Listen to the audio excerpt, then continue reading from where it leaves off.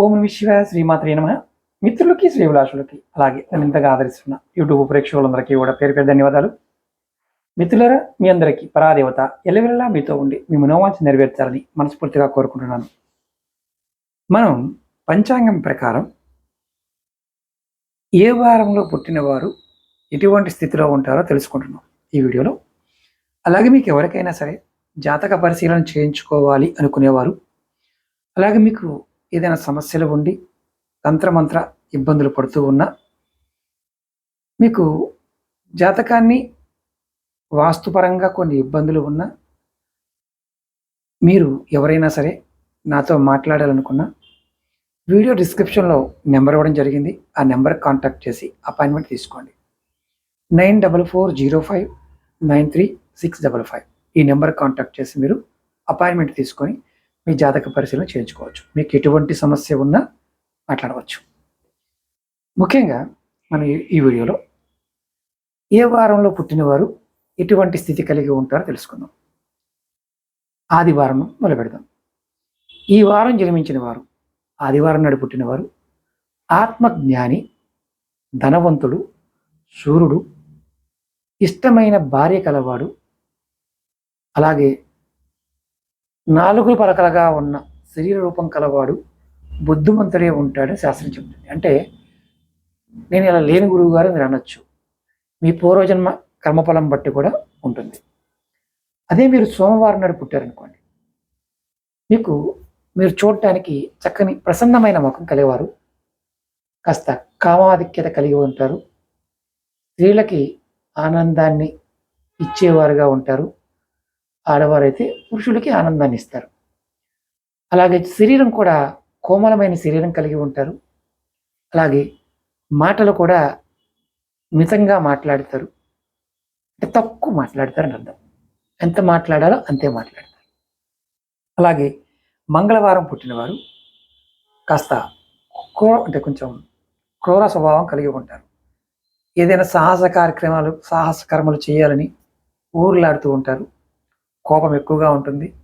అలాగే వివాదము, బుద్ధి చాపల్యము, బంధుజనుల్ని తిడుతూ ఉంటారు. ఇది మంగళవారం పుట్టిన వారికి ఉన్న లక్షణంగా పంచాంగం చెప్తుంది. అలాగే బుధవారం నాడు పుట్టినవారు బుద్ధిమంతుడు, మంచి మాటలు పలికేవాడు, సంపద కలవాడు, స్వతంత్రంగా ప్రవర్తించేవాడు, శాస్త్రం నందు పట్టు తెలిసినవాడు, దేవ బ్రాహ్మణ భక్తి కలిగి ఉంటారు. అలాగే ఇతరులని ఇతర కార్యాలందు అంటే జనాలకు సర్వీస్ చేయడానికి ఇష్టపడేవారుగా ఉంటారు. ఇక్కడ ఇవన్నీ కూడా పంచాంగంలో ఉన్న విషయాలు. మీరు ఇలా లేదు అనుకునే వారికి జాతకరీత్యా మీరు పుణ్యఫలం కలిగి ఉన్నప్పుడు చాలా వరకు ఉండకపోవచ్చు. అలాగే గురువారం నాడు పుట్టినవారు మంచి కుటుంబాన్ని పోషించుకోవడానికి ప్రయత్నం చేస్తారు. మంచి యశస్సు, పుణ్యము, కులానికి గొప్పవారిగా ఉండడానికి, అలాగే దేవతల పట్ల, బ్రాహ్మణుల పట్ల భక్తి కలిగేవాడిగా ఉంటారు. మంచి స్వభావము, గుణం కలిగిన వాడిగా ఉంటారు. శుక్రవారం పుట్టారనుకోండి, వీరికి వ్యవసాయము, వ్యవసాయ స్థలాలు, రియల్ ఎస్టేటు, సంపదలు ఇలాంటివి బాగా కలుగుతాయి. స్త్రీలకి ఇష్టపడ్డేవారి వ్యక్తిగా ఉంటారు. ఆడవారైతే మగవారికి, మగవారైతే ఆడవారికి. కాస్త కామం కలిగిన వారు ఉంటారు. చూడడానికి మంచి ముఖం, ప్రసన్నమైన ముఖం ఉంటారు. కళ్ళు బాగుంటాయి. అలాగే శ్రీమంతుడు అవుతాడు. అలాగే జనాలకి ఇష్టపడే వ్యక్తిగా కూడా శుక్రవారం పుట్టినవారు ఉంటారు, ఆడవారు కానీ మగవారు కానీ.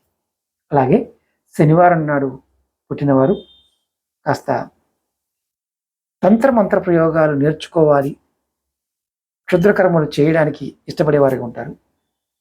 ఇలా ఉండటం వల్ల కొంతమందికి దరిద్ర బాధలు అందుకుంటాయి. కాస్త ఉన్మాదిగా ప్రవర్తిస్తారు. అలాగే వర్ణ సంక్రమం కలవారిగా కూడా ఉంటారు. పరాన్న భోజి అంటే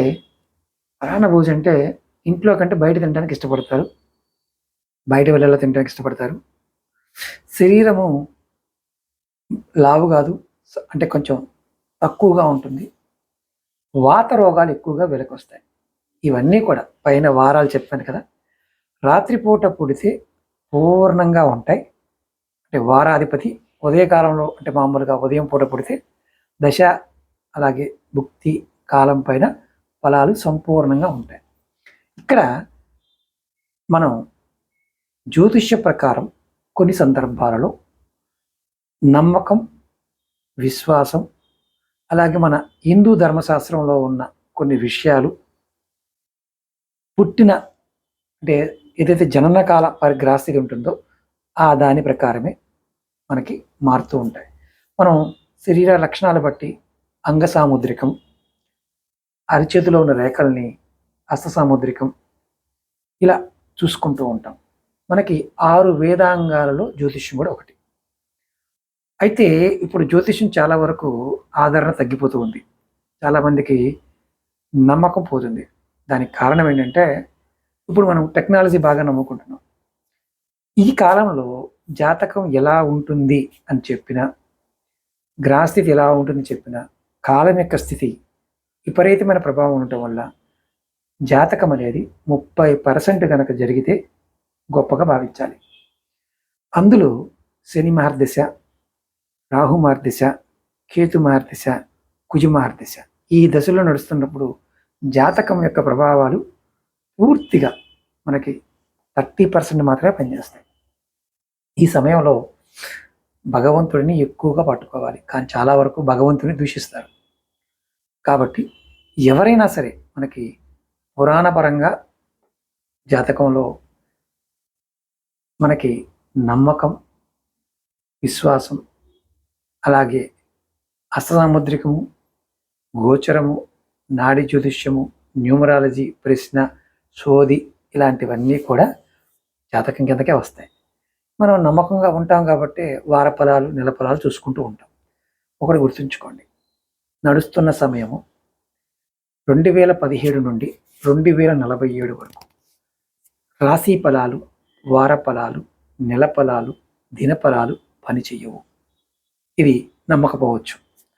మీరు నిజంగా మీ జాతకాల్లో ఈ రాశి ఫలం ఇలాగే జరుగుతుంది అనేవారు ఎవరైనా ఉంటే ఖచ్చితంగా కామెంట్ చేయండి.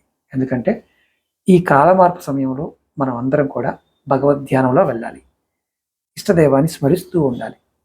చేస్తేనే జాతకం యొక్క ఫలితాన్ని పొందగలుగుతాం.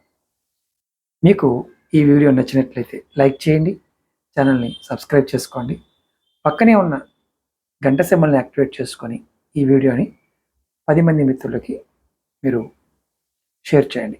మనకి జాతకం పాయింట్ ఆఫ్ వ్యూ చాలా అనుమానాలు ఉంటాయి, చాలా రకరకాల జ్యోతిష్యాలు ఉన్నాయి. అందులో మనం ఏదైనా సరే పరిపూర్ణమైన నమ్మకంతో జ్యోతిష్యాన్ని నమ్మినప్పుడు ఫలితాలు రావడానికి కూడా మంచి అవకాశాలు ఉంటాయి. ఇక్కడ జాతకం చెప్పేవారి పాయింట్ ఆఫ్ వ్యూలోను, జాతకం చూపించుకునే వారి పాయింట్ ఆఫ్ వ్యూలో కూడా ఖచ్చితంగా కొన్ని నియమాలు, నిబంధనలు ఉంటాయి. అవి నెక్స్ట్ వీడియోలో మీకు చెప్పడానికి నేను ప్రయత్నం చేస్తాను. అలాగే మీ అందరికీ నా విన్నపం ఏంటంటే, కొన్ని సందర్భాలలో మనం జాతకాన్ని ఎప్పుడు చూపించుకుంటున్నాము అనేది కూడా ఉంటుంది. కాలం మనకి సంధి సమయము, మిట్ట మధ్యాహ్నము, అలాగే సాయంత్రం సమయము, రాత్రి వేళలు కొన్ని సందర్భాలలో ఫలితాలు తక్కువ వస్తాయి. ఉత్తర దిక్కు, ఈశాన్యము అంటే మనకి తూర్పు వైపు కొన్ని ప్రశ్నలు, ఆ ప్రశ్న సమస్య అంటే ప్రశ్న వేస్తున్న వారు కూడా ఆ దిశలో ఉండి చెప్పడం వల్ల కూడా కొంత మంచి ఫలితాలు వస్తాయి. ఇది నెక్స్ట్ వీడియోలో మీకు చెప్తాను. ఓకే మిత్రులారా, ఓం నమః శివాయ, శ్రీమాత్రే నమః.